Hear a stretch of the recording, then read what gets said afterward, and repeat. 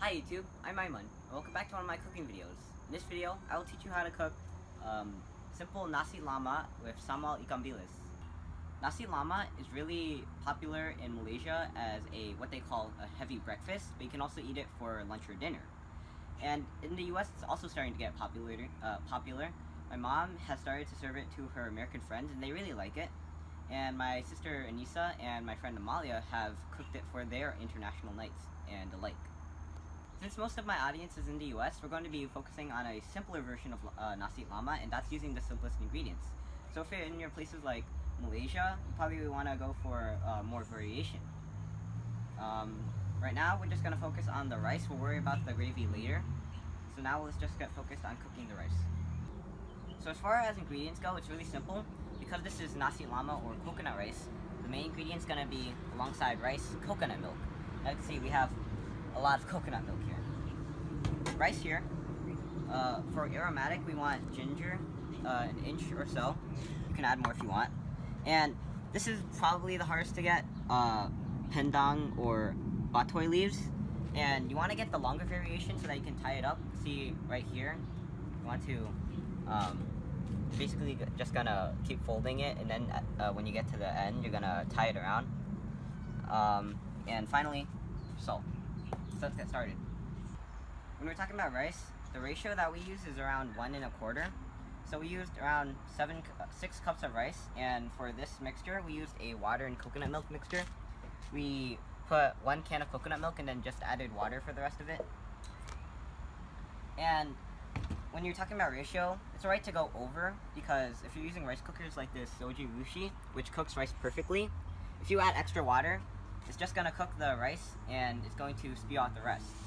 And if you use more, the rice is just going to be a bit softer. One more thing is, if you're going to use these rice cups as a guide, then you want to use it for both the rice and the water mixture, because as you can see, 1 cup of rice isn't exactly the same as 1 cup of water. I mean, 1 cup on this regular measuring cup. On the cup it says around 180 milliliters. I think a cup is around 240 milliliters. So just word of caution. The process is simple.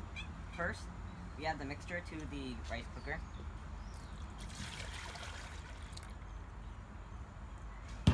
Then we add the rice.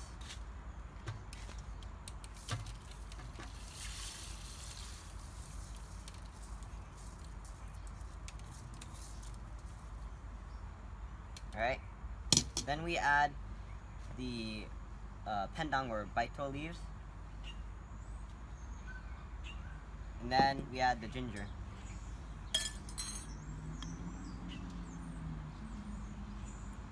And after that, you want to add around a teaspoon of salt.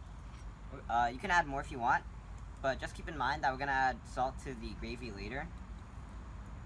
So if you're going to use salt, don't use too much. Then we're going to mix it and turn it on. So, I guess you just want to get it all in there. And then turn it on. Okay.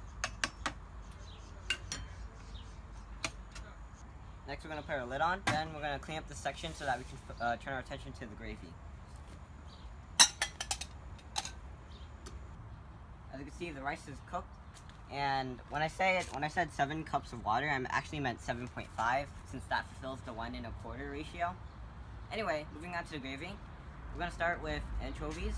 Now, we're going to do Malaysian dried anchovies, and that's different from the anchovies that you know if you're in the US. Malaysian dried anchovies, you usually would find them at Oriental stores, and unlike these, they aren't pickled in a brine. For the anchovies, you want to use two rice cups of each, and half of it we're gonna fry it, and half of it we're gonna use for the gravy. Alright, so next up is the sambal ole, and we're gonna be using 1 cup of it. Now, usually my mom would use dried chilies.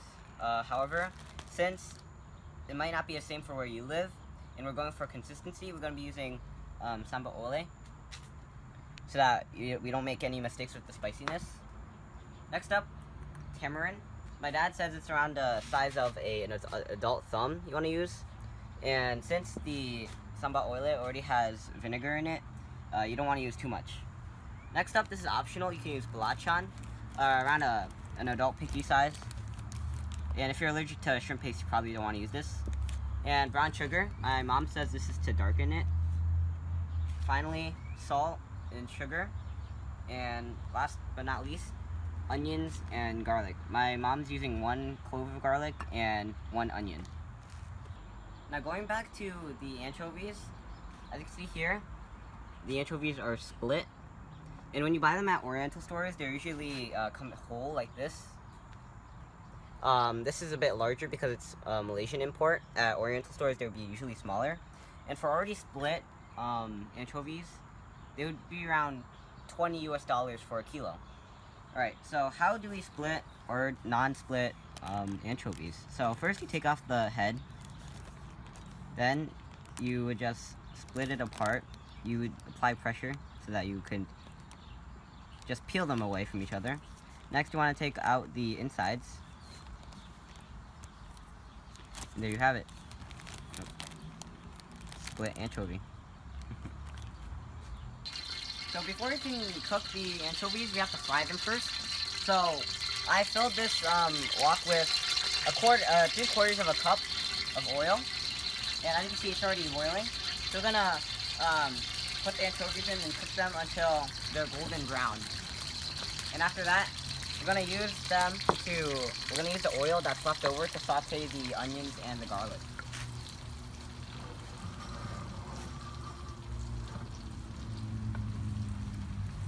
Alright, so this is the art. You gotta modulate how much you cook it. If you overcook it, it's gonna be bitter. It's gonna be bitter and way too crunchy. And if you don't cook it enough, then it's gonna be not crunchy enough.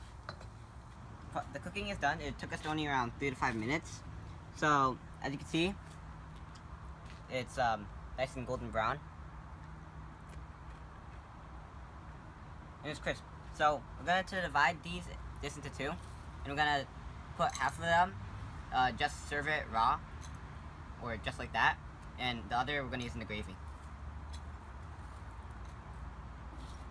Alright, that looks like half.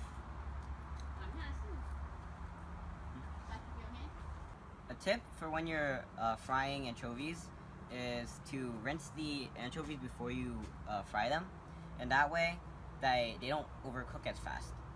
And also, when you're handling anchovies and moving them, make sure that you don't burn your hands, okay? Next step is, usually people would saute the onions first and then add chili paste, but my mom's way is to actually cook the chili paste first.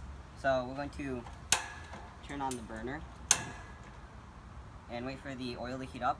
And when you put the chili paste in, when it gets cooked, you want to add the onions and the belacan. So we're going to wait until it's cooked. So it's not cooked yet. Alright, so while we're waiting for the oil to heat up, let me just mention to you my mom's curry pop. It tastes really good. And in a future video, I'm sure that I'll teach you how to cook the curry pop and make it too. As you can hear from the sizzling that the oil is heated, and we're going to add the chili first. Oh, I should also mention that we took out some of the oil because we thought it was a bit too much.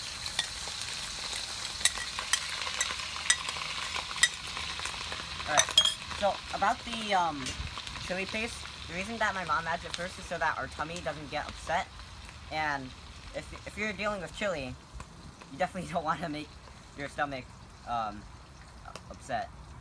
Alright, so we cooked it on around 7 to 8 minutes on medium heat. Right now it's on low heat. As you can see, the oil is breaking. There's also seeds, so if you're concerned about the seeds being dangerous for you, then you can always blend it. And next on the step is to add the belacan and the onions.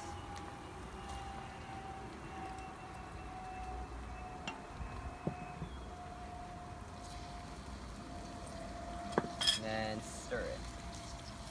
Then we just want to saute it. You want to cook it for around 5 to 6 minutes on medium, and you want to do it until the onions start to get shrink and wilting. And then you want to add the tamarind juice.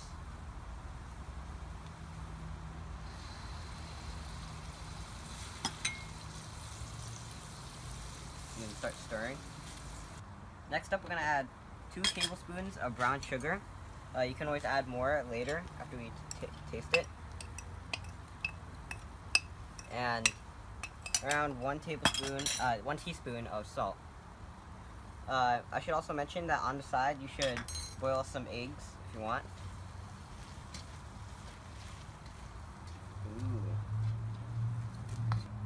We tasted it and it tastes just fine. As you can see, the brown sugar has made it just a bit darker. Alright. Next is, and the final step, is adding anchovies. Now, after that step, we're done. After we cook it for like 5 or 6 minutes. And one thing I should mention is that we only added half of the tamarind juice, so like half of a adult thumb. Yeah, because there's already vinegar in the chili paste, like I said.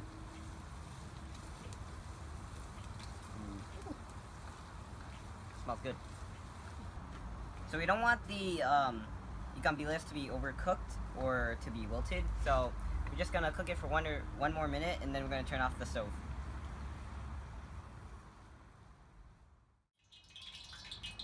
Alright, so my dad had to go pick up Azami from his job, so we're back, and this isn't really part of the Nasi Lemak, but we're gonna cook the chicken.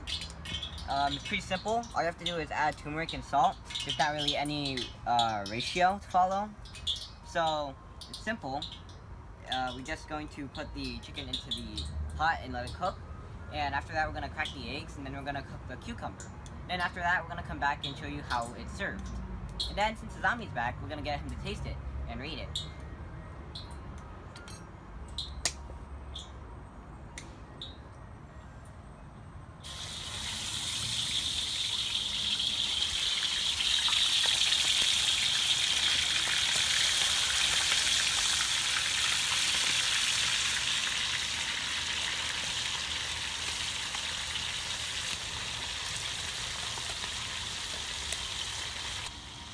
Looks like there isn't enough space to accommodate all of the chicken, so we're gonna do it in 2 sets. And while the chicken is frying, because, you know, who doesn't like fried chicken, we're gonna crack the eggs.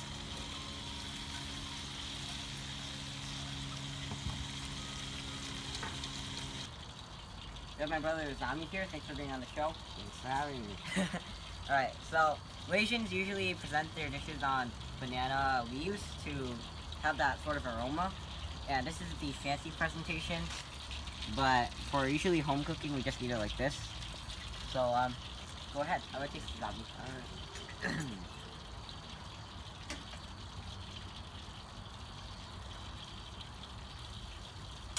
So how was it? It's pretty good. Wow. Wait, you didn't eat the sambal. Fine. Have a taste.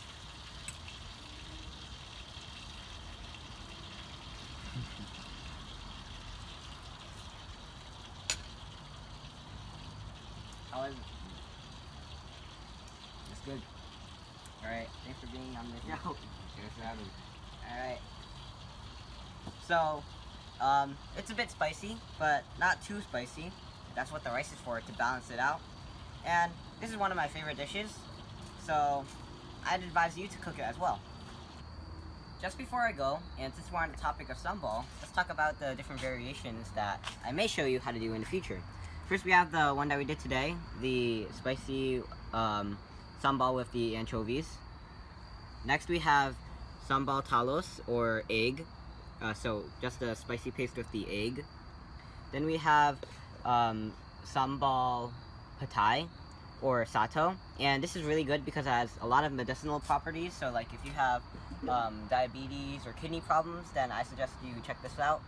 And finally, we have the leather skin fish, or the queen fish. That fish is actually exclusive to my dad's home region, which is in around northern Malaysia or southern Thailand. In Malay, the queen fish is actually called ikan talang, and you can tell that ikan means fish because Malaysian anchovies, we call it ikan bilis. Anyway, if you want to know more about this, then you can go search it up. I'm EYeOnAiman. Thanks for watching. Please like, comment, and subscribe, and look at other videos on EYeOnAiman. Especially look out for the sambal videos. Alright. Chef Iman signing out. Peace.